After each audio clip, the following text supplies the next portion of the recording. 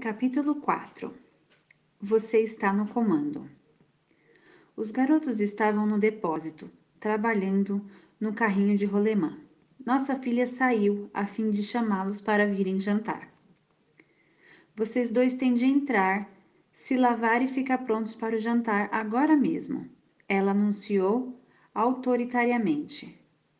Os meninos estão vindo? Minha esposa perguntou quando minha filha voltou para casa sozinha. Eu os chamei, disse ela, com um olhar que a atraía. Por que os garotos não tinham vindo?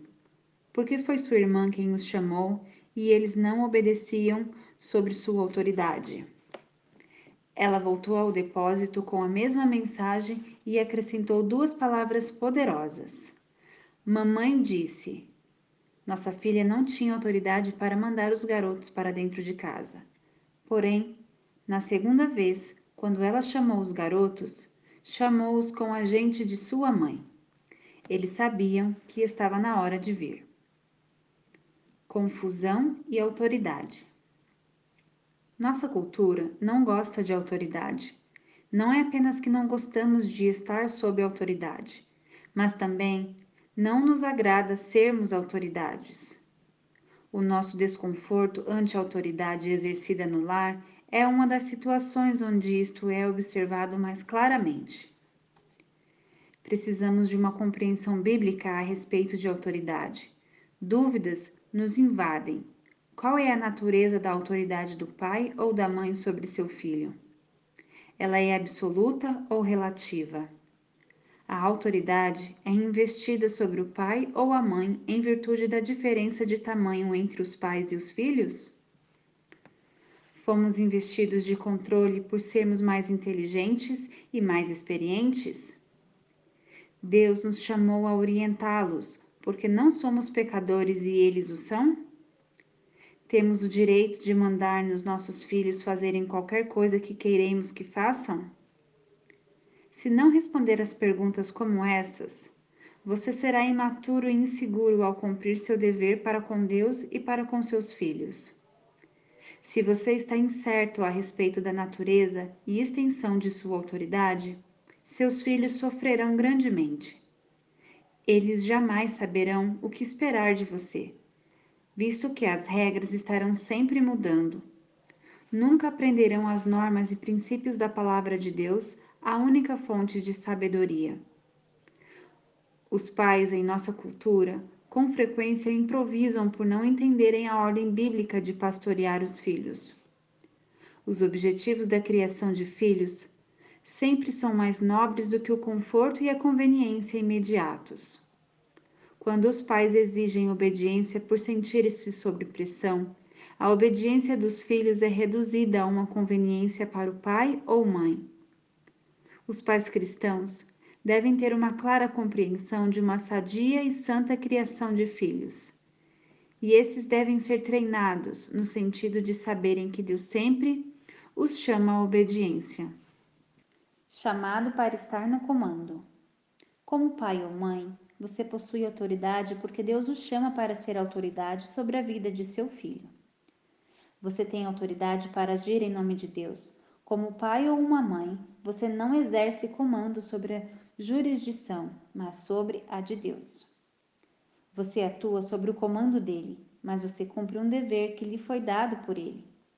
Você não pode tentar moldar as vidas de seus filhos como lhe agrada, e sim como agrada a Deus. Tudo o que você faz em sua tarefa como pai ou mãe deve ser feito deste ponto de vista. Você deve empreender toda a sua instrução, seu cuidado e cultivo, sua correção e disciplina, porque Deus o chamou para a sua finalidade. Você age com a convicção de que Ele o encarregou para agir em seu lugar. Em Gênesis 18, versículo 19, Jeová diz: Porque eu o escolhi, Abraão, para que ordene a seus filhos e a sua casa, depois dele, a fim de que guardem o caminho do Senhor e pratiquem a justiça e o juízo. Abraão está sobre a lista de afazeres de Deus. Está realizando uma tarefa da agenda de Deus, que o chamou para essa tarefa. Ele não é freelancer, não escreveu sua própria descrição de funções. Deus define a tarefa. Abraão age em lugar de Deus. Deuteronômio 6 acentua essa visão de responsabilidade do pai e da mãe. No versículo 2, Deus diz que seu objetivo é que Israel, seus filhos e netos, temem ao Senhor, guardando os seus decretos. As pessoas através de quem são passados os decretos de Deus são o pai e a mãe, a quem Deus chama para treinar seus filhos, ao sentarem-se em casa, ao caminharem na estrada, ao deitarem-se e ao levantarem-se. Deus tem um objetivo. Ele deseja que uma geração siga a outra nos caminhos dele. Deus cumpre esse objetivo através de agentes, ou seja, da instrução dos pais aos filhos. Efésios 6, versículo 4, ordena aos pais a conduzir os filhos no treinamento e na instrução do Senhor. Isso não é simplesmente uma ordem para treinar e instruir. É uma ordem para oferecer o treinamento e a instrução do Senhor, a fim de funcionar em lugar de Deus. Entender este simples princípio capacita-o a pensar claramente sobre sua tarefa. Se você é o agente de Deus nesta tarefa de fornecer treinamento essencial e instrução no Senhor, então você também é uma pessoa sob autoridade. Seu filho e você estão no mesmo barco. Vocês dois estão debaixo da autoridade de Deus. Vocês têm papéis diferentes, mas o Mestre é o mesmo. Se permitir a ira pecaminosa enlamear o processo de correção, você está errado. Precisa pedir perdão. Seu direito de disciplinar seu filho está ligado ao que Deus o chamou a executar, não à sua própria agenda. Você também é chamado à obediência. Você não se aproxima do seu filho através de exigências para os seus próprios fins, tendo o propósito de que ele se subjugue a você e obedeça. Não.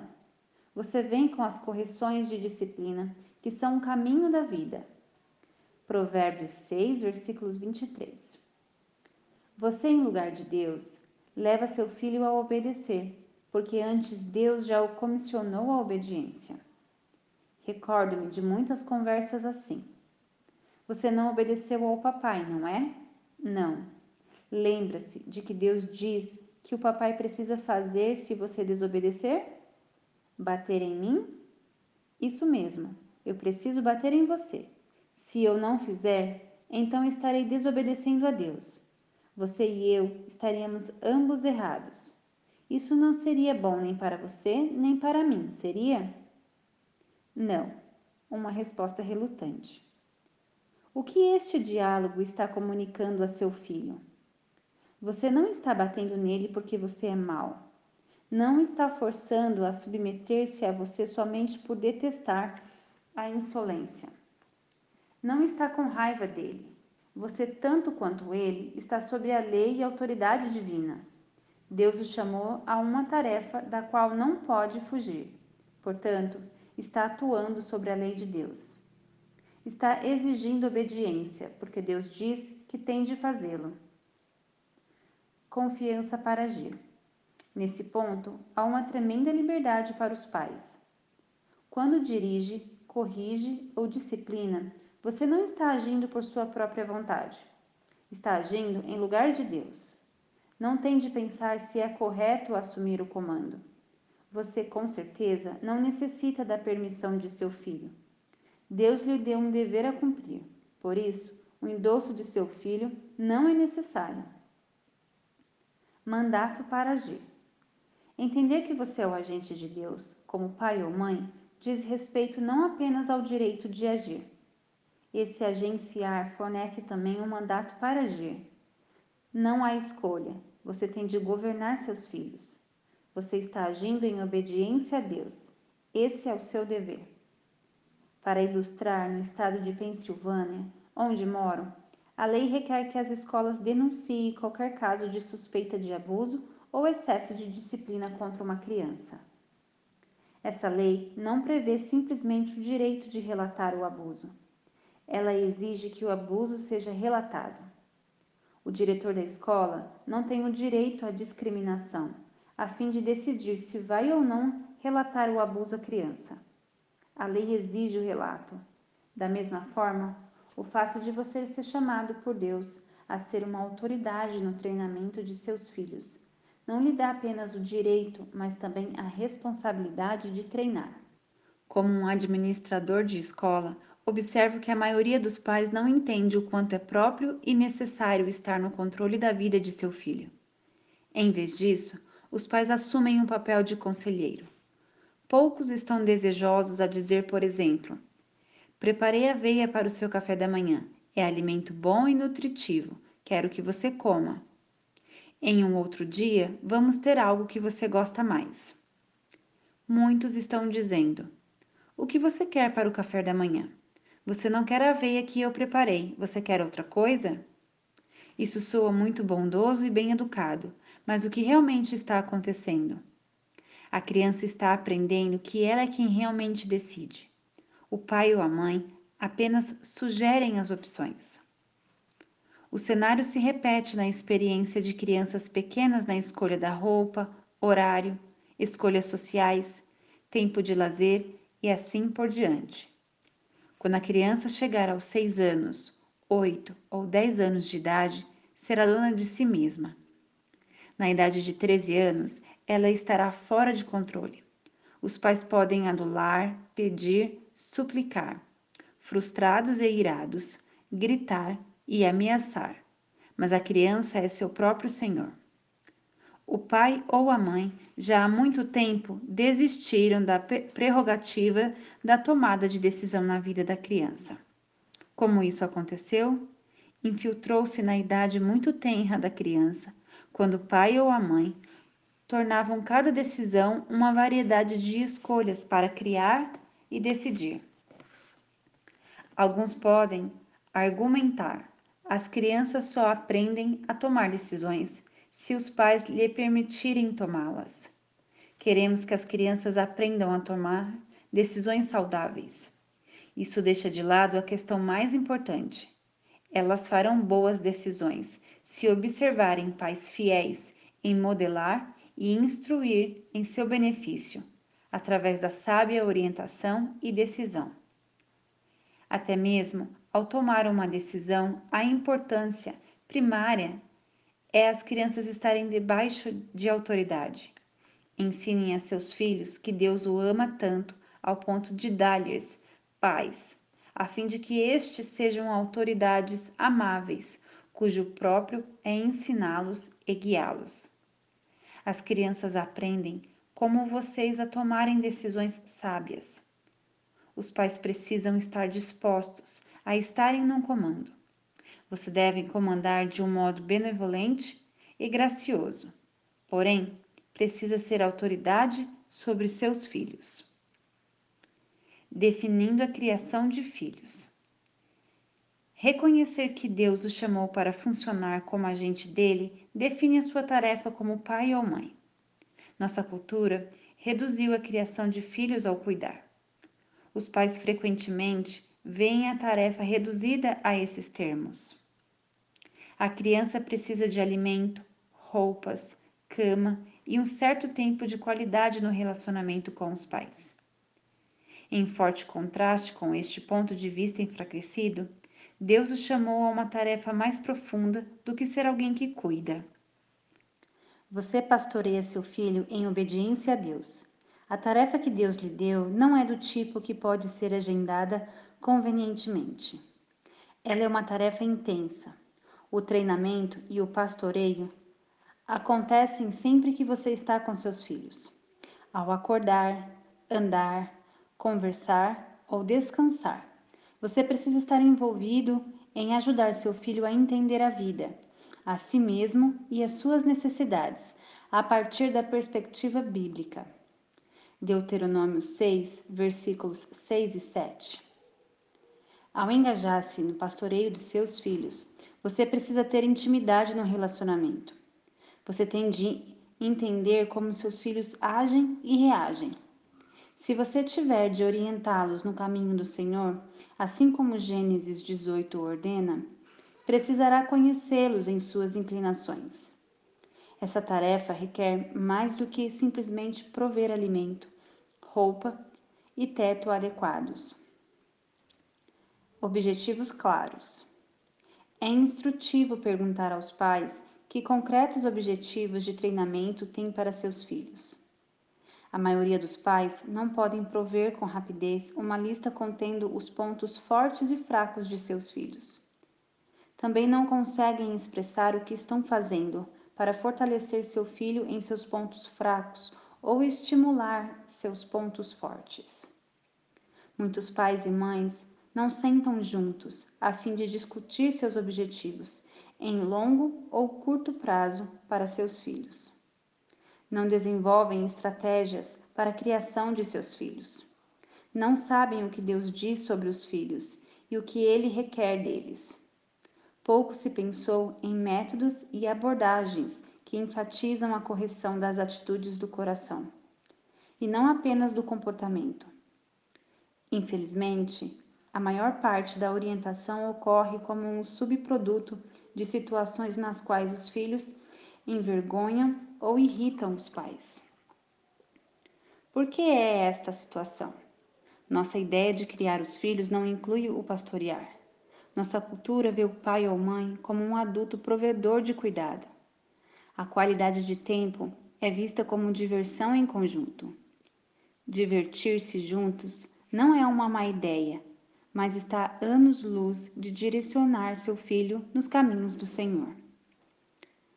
Ao contrário disso, Gênesis 18 convoca os pais a direcionarem seus filhos em guardar o caminho do Senhor, praticando o que é certo e justo. Ser um pai ou uma mãe significa trabalhar para Deus, orientando os filhos em direção a Ele.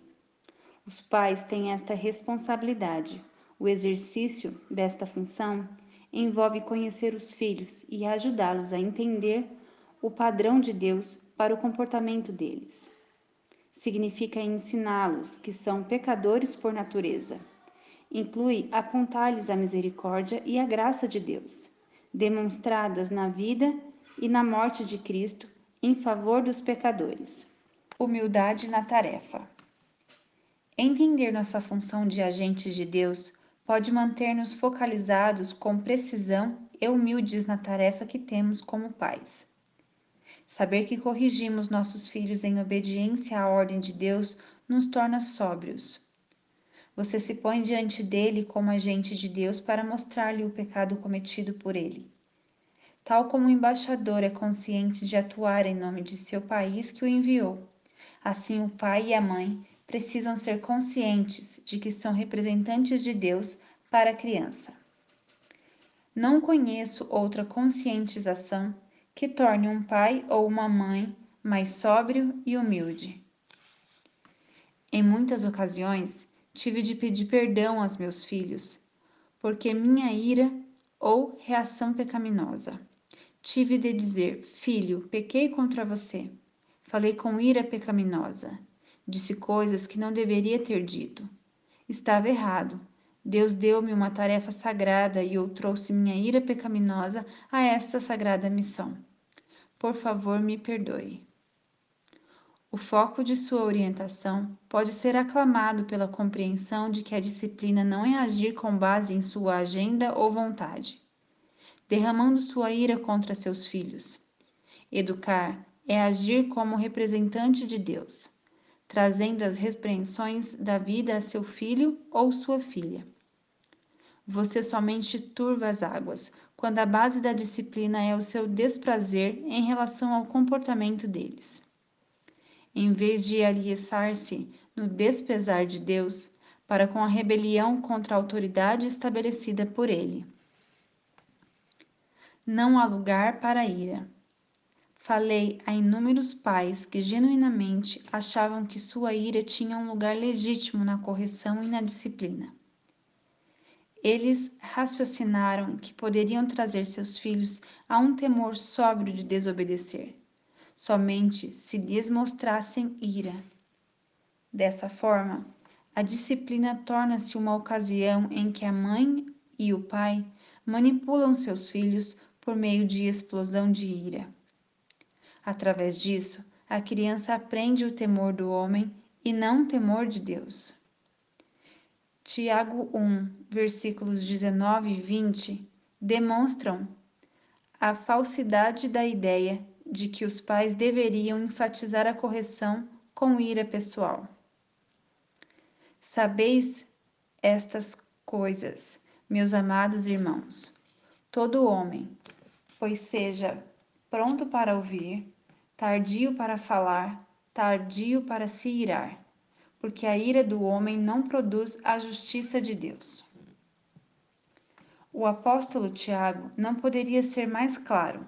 A vida reta que Deus deseja nunca é o produto de ira incontrolada. A ira humana pode ensinar seus filhos a temerem-no. Podem até mostrar um melhor comportamento, mas isso não trará retidão bíblica. Qualquer mudança no comportamento que é produzida pela ira pecaminosa não levará seus filhos a Deus. Ela os levará a afastarem-se de Deus, os conduzirá em direção à idolatria de temer o homem. Não é de se admirar que Tiago enfatize dizendo: Sabeis essas coisas, meus amados irmãos. Se você corrige a disciplina, seus filhos, porque Deus ordena, então é necessário não confundir sua tarefa com sua ira. A correção não é mostrar ira pela ofensa deles, é lembrá-los de que seu comportamento pecaminoso ofende a Deus. A correção é demonstrar a censura de Deus contra o pecado, em especial nos assuntos em que diz respeito. Deus é o rei, portanto, os filhos devem obedecê-lo. Benefícios para a criança. O pai dirige-se ao filho em nome e pela vontade de Deus. Como pais, vocês podem ensinar seus filhos a receber a correção, porque esse é o meio provido por Deus. A criança aprende a receber a correção não porque os pais sempre estão corretos, mas porque Deus diz que a vara da correção transmite a sabedoria. E qualquer pessoa que atende à correção mostra prudência. Provérbios 15, versículo 5, capítulo 29 e versículo 15. A criança que aceita essas verdades aprenderá a aceitar a correção. Tenho sido quebrantado e surpreendido ao ver meus filhos aceitando a correção. No final de sua adolescência e nos primeiros anos da vida adulta, não porque lhes dei orientação da melhor maneira que existe, mas porque foram persuadidos de que o que rejeita a disciplina menospreza sua alma, porque o atende à repreensão adquire entendimento. Provérbios 15, versículo 32. Eles entendem que seu pai é o agente designado e usado por Deus no papel de autoridade para orientá-los no caminho dele. Portanto, embora eu não seja um instrumento infalível na obra de Deus, eles sabem que receber a correção lhes trará entendimento. Resumo: discernir essas questões podem lhe dar força e coragem enquanto realiza a tarefa para a qual Deus o chamou. Você é autoridade sobre seu filho, porque Deus lhe chamou para orientá-lo. Gênesis, capítulo 18, versículo 19. Você o orienta sobre a autoridade de Deus. Seu direito de estar no comando é derivado da autoridade divina. Você não precisa ser indeciso ou ditatorial. Você é o agente de Deus, com o objetivo de mostrar o caminho dele a seu filho. É o agente de Deus para ajudar seu filho a entender a si mesmo como uma criatura inserida no mundo, criado por Deus. E é o agente de Deus para mostrar que seu filho necessita de graça, do perdão divino. Você depende de Deus para lhe dar força e sabedoria para esta tarefa. O pensamento claro sobre a função de disciplinar ilustra a importância de ver a si mesmo como agente de Deus, chamado por ele para estar no comando. Disciplina correta, não punitiva. Se a correção centralizar-se no pai ou na mãe que foi ofendido, então o foco será expandir a ira ou talvez vingar-se, a função é punitiva. Se, porém, a correção centralizar-se em Deus como o ofendido, o foco é a restauração. A função é restauradora. Destina-se a levar a criança que desobedeceu a Deus de volta ao caminho da obediência. É correta. Disciplina, uma expressão de amor. No intervalo para café, em uma conferência para pastores, ouvi alguém dizer: eram pais falando a respeito de seus filhos e não resisti em ouvir. Sou muito duro com eles, comentou o primeiro. Eu os disciplino o tempo todo. Eu realmente preciso. Minha mulher os ama demais para discipliná-los. Acho que você e sua esposa precisam estabelecer um equilíbrio, observou o outro. Sim, continuou o primeiro, refletindo. Nós precisamos de algum equilíbrio entre a disciplina e o amor. Quase me engasguei com o pastel que estava comendo. Equilibrar a disciplina e o amor? Pensei em Provérbios 3,12. Porque o Senhor repreende a quem ama, assim como o pai ao filho a quem quer bem. Então Provérbios 13:24 veio rapidamente à minha mente. O que retém a vara aborrece o seu filho, mas o que o ama cedo disciplina. E ainda Apocalipse 3:19. Eu repreendo e disciplino a quantos amo. Como é possível equilibrar a disciplina e o amor? Disciplina é uma expressão de amor. A conversa que escutei não é incomum. Muitos pais carecem de uma visão bíblica de disciplina. Eles têm a tendência de ver a disciplina como vingança, vingar-se dos filhos pelo que fizeram. Hebreus 12 torna claro que a disciplina não é punitiva, mas corretiva. Hebreus 12 considera a disciplina como uma palavra de encorajamento e a dirige aos filhos. Aquele livro diz: a disciplina é um sinal de identificação de Deus conosco, como nosso Pai. Deus nos disciplina para o nosso bem, para que tenhamos parte em sua santidade. Ele diz que, embora a disciplina não seja agradável, mas dolorosa, ela produz uma colheita de frutos de justiça e paz, em vez de ser algo para se equilibrar com o amor. Ela é a mais profunda expressão do amor. Deus fornece a compreensão sobre o que é disciplina. Sua função não é principalmente punitiva, é corretiva. O principal motivo da disciplina não é vingar-se, mas corrigir. Ao disciplinar biblicamente uma criança, seus pais estão se recusando a tornar-se cúmplices, voluntários na morte de seu filho. Provérbios 19, versículo 18. O que torna essa ideia tão difícil de entender? É difícil por causa do que discutimos acima. Não nos vemos como agentes de Deus. Portanto, corrigimos nossos filhos quando eles nos irritam. Quando seu comportamento não nos irrita, não os orientamos. Assim, nossa correção não visa resgatar nossos filhos do caminho do perigo, mas antes, exibir nossa frustração. Isso é como se dissermos: estou cheio de você. Você está me deixando irado. Vou massacrá-lo. Vou deixá-lo de castigo, sentado em uma cadeira e isolado da família, até você perceber o que fez de errado. O que acabei de descrever não é disciplina, é punição. É uma revoltante afronta a uma criança. Em vez de produzir uma colheita de frutos de justiça e paz, esse tipo de tratamento deixa a criança irritada e irada. É de se admirar que a criança resista à vontade de alguém que se lança contra ela, por ter sido uma fonte de irritação.